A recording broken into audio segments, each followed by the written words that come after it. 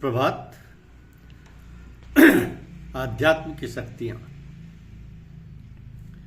आध्यात्म की शक्तियाँ। सन 1903 ईस्वी में पूज्यपाद लालाजी साहब का तबादला तहसील कायमगंज जिला फर्रुखाबाद हो जाने के बाद पूज्यपाद चचा जी महाराज तहसील अलीगढ़ में ही रह गए। आप श्री चमनलाल मुख्तार साहब के पास मुहर्रिरी करने लगे थे। उस वक्त से फिर 1921 ईस्वी तक आप बराबर तहसील अलीगढ़ में ही काम करते रहे, 1903 से 1921। और जो कुछ मुहर्रिरी से आमदनी हो जाती अपने परिवार का उसी से गुजर औकात फरमाते रहे, जीवन निर्वाह करते। मामूली हैसियत और बहुत साधारण ढंग पर रहना सहना रहा। तो श्री चमनलाल मुख्तार साहब की सुपुर्दगी में पूज्यपाद लालाजी साहब आप सबको तहसील अलीगढ़ में छोड़ गए। श्री चमनलाल मुख्तार साहब मिजाज के न्याय सख्त थे। आपने पूज्यपाद चचा जी महाराज को रियाजताना व तपस्या रूपी शक्तियों में इस कदर कसा कि जिसका बयान करने से ही जी को बड़ा दुख होता है। आपको कचहरी में दिन भर काम में सख्ती से लगाए रखते थे। नरम मिजाजी से तो पेश आते ही रहते। कचहरी से लौटने पर शाम को घर आकर जरूरी बातों से फारिग होकर पूज्यपाद चचा जी महाराज श्री चमनलाल मुख्तार साहब के मकान पर ही चले जाते थे और वो जो शगल करने का हुक्म फरमाते थे, आप बेउज्र घंटों उसमें बैठे व लगे रहते थे।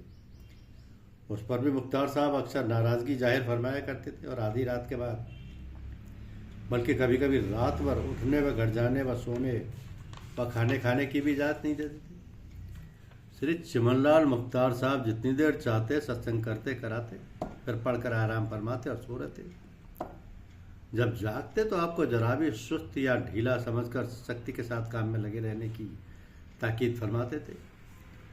सुबह घर पर करीब 2 घंटे आंतरिक अभ्यास में एक आसन पर जमकर व बैठकर पूज्यपाद चचा जी महाराज बराबर अभ्यास करते थे। झड़क देना और नाराज होना मुख्तार साहब के एक मामूली बात थी।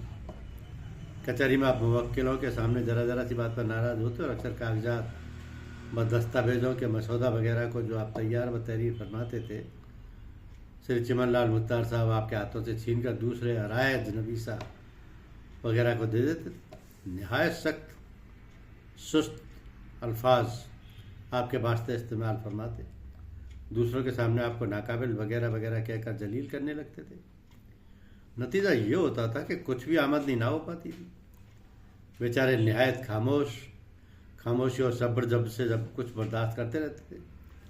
सारे शारीरिक व मानसिक व आर्थिक कष्टों को चुपचाप सहन करना तो करीब करीब रोजाना की बात थी। आदाब, तहजीब, सब्र, बर्दाश्त, तवक्कुल, बखुदा, लाचारी व बेचारगी आदि तपस्या का जीवन इस प्रकार सन 1911 ईस्वी तक बराबर चलता रहा। अक्सर दिन भर के बाद शाम को कचहरी से आप घर आते थे तो आंखों में आंसू भरे होते थे। आप चुपचाप चारपाई पर लेटे रहते। अपनी धर्मपत्नी के पूछने पर आप रोकर बड़े दुख भरे दिल से फरमाते कि मालिक को ऐसा ही मंजूर है, तो वो जो कुछ भी करता है अच्छा ही करता है। आज भी एक पैसा तक नहीं मिल सका और कुछ पास भी नहीं है जिससे गुजारा किया जा सके। काम मालिक की दया व कृपा से अच्छा आता है, लेकिन मुझसे छीन कर दूसरों को दे दिया जाता है। डांट फटकार, नालायक, नाकाबिल, बेवकूफ़ बनना व जलील होना ही दिन भर में हाथ रहता है। शाम के बाद अगर जनाब मुख्तार साहब की सेवा में हाजिर ना हो सके तो कभी देरी हो जाती तो और भी बड़ी मेहनतें बेदर्दी से ली जाती थी। श्री चमनलाल मुख्तार साहब सबको स्वयं जानते हुए भी ये कभी नहीं पूछते थे कि आखिरकार घर गृहस्थी का व कम से कम खाने पीने का भी इंतजाम किया जाता था या सारे घर वालों बच्चों आदि को भी अच्छी कड़ी तपस्या के घाट उतारा जा रहा था।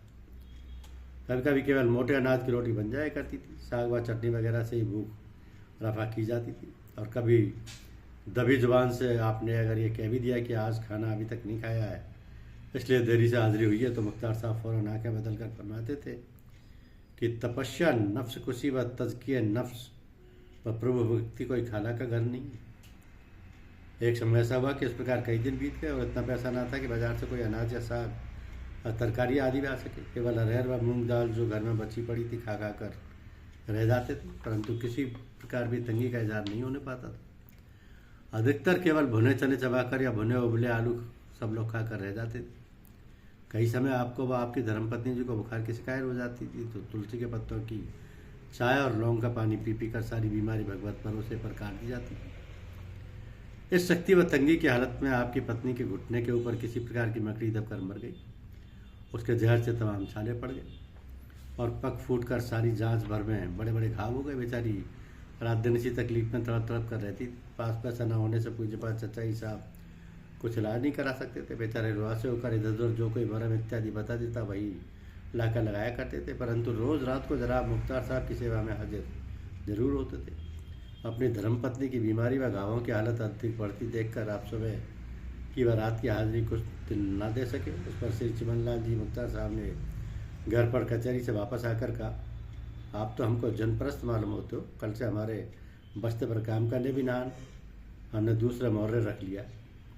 आप इस मुसीबत में केवल 2 दिन कचहरी ना जा पाए थे और ना मुख्तार साहब के घर ही हंसो मालूम हाजिर हो गए। गो आप मुख्तार साहब के पास बाबू कालिका प्रसाद नकल नबीस तहसील अलीगढ़ से सब हालत निवेदन करा दिया करते थे। बाबू कालिका प्रसाद सत्संगी थे और सत्संग में आया करते थे। धन्यवाद।